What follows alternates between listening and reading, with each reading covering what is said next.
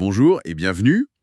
Euh, on a tous déjà entendu ce conseil, je pense. Au détour d'une conversation, sur un blog, tu dors mal, essaye le magnésium.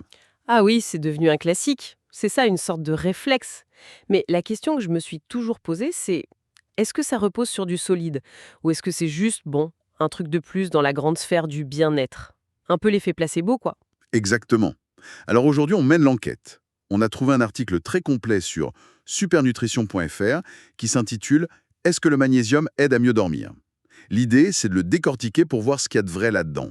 Et l'enquête commence fort parce que l'article, lui, il ne tourne pas autour du pot. La réponse est un oui franc et massif. Mais ce qui est intéressant, c'est qu'il ne le présente pas comme une solution miracle, plutôt comme un grand régulateur. Un chef d'orchestre. C'est une bonne image, oui. Un chef d'orchestre qui agit sur les muscles, le système nerveux, les hormones. Et pour qu'on comprenne bien que ça concerne tout le monde, la source donne un chiffre. Et là, ça fait un peu tourner la tête, hein. Ah oui.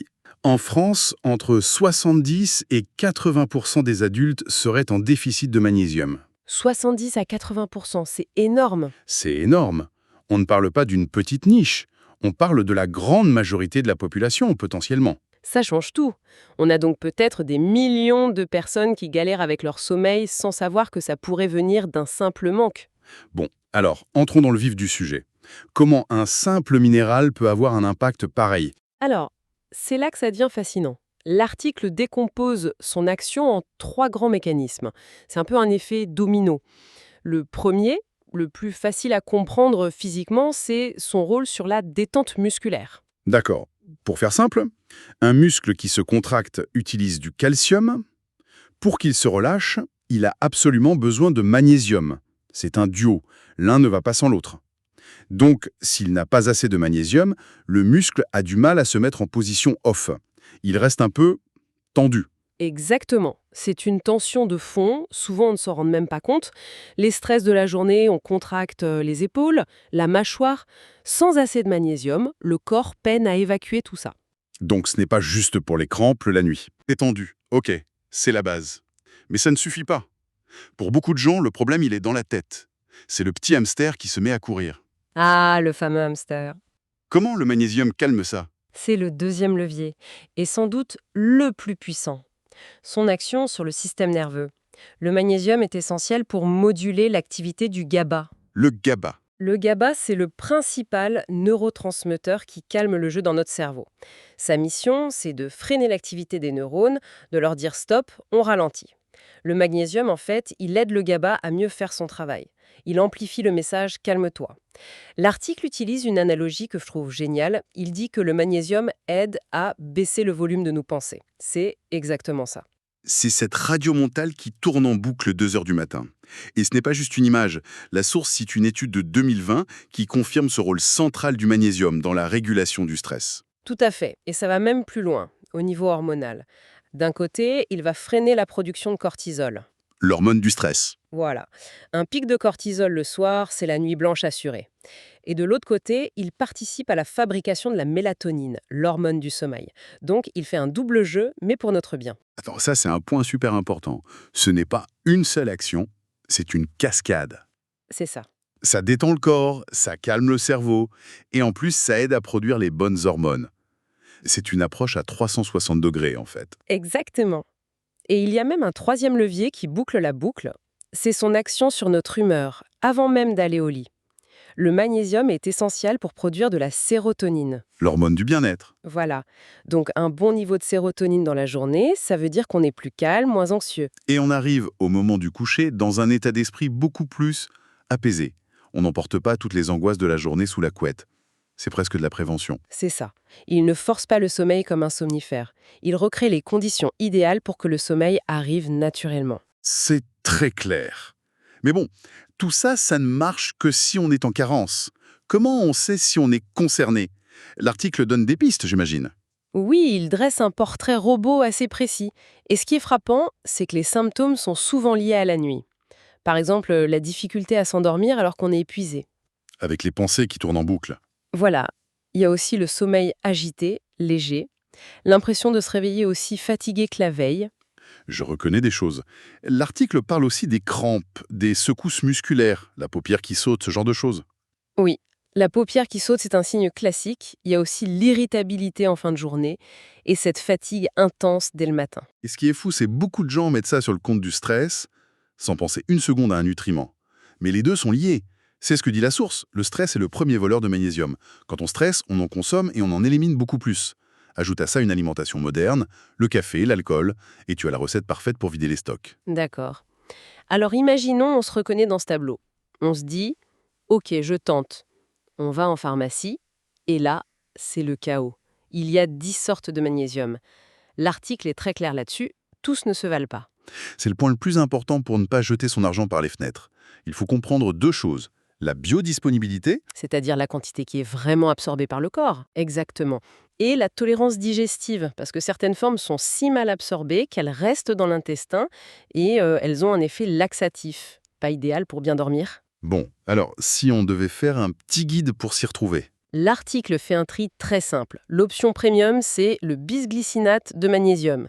La glycine, l'acide aminé qui lui est associé, a elle-même un effet calmant, donc c'est doublement intéressant, et surtout, c'est très, très bien toléré.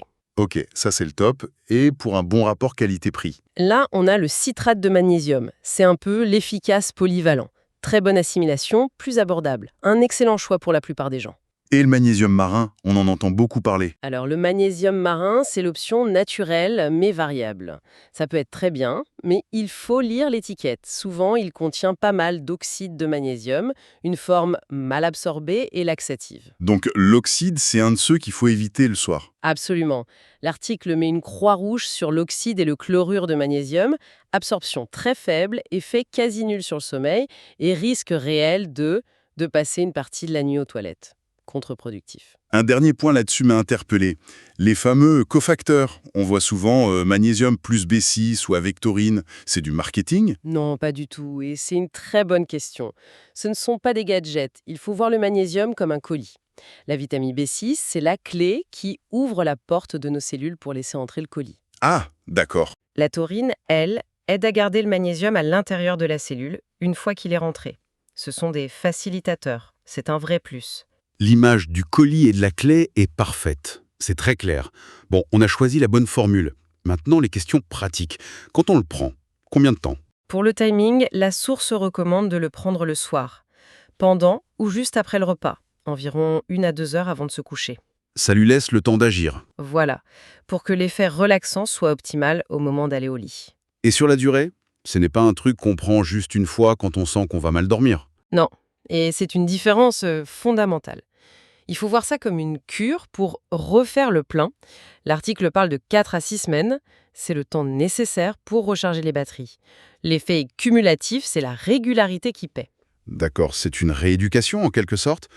L'article aborde aussi d'autres questions que les gens se posent souvent. Par exemple, est-ce qu'on peut l'associer à la mélatonine? Oui, et la réponse est que c'est même très complémentaire. Ils ne font pas la même chose en fait. Le magnésium prépare la scène, il détend, il calme. La mélatonine, c'est elle qui tire le rideau pour dire « le spectacle du sommeil commence ». L'un prépare le terrain, l'autre donne le top départ. Je vois. C'est un excellent duo pour certaines personnes. Autre question. On sent les effets au bout de combien de temps? Alors, il y a 2 temps. L'effet relaxant, la détente, ça peut arriver assez vite, en quelques jours. Mais pour les bénéfices de fond, un sommeil plus profond, moins de réveil, il faut être un peu plus patient. La source parle de 3 à 4 semaines de prise régulière. D'accord. Et pour finir, l'article met un point d'honneur à clarifier quelque chose d'important sur les troubles plus sévères, comme l'apnée du sommeil. Oui, et là la source est très ferme.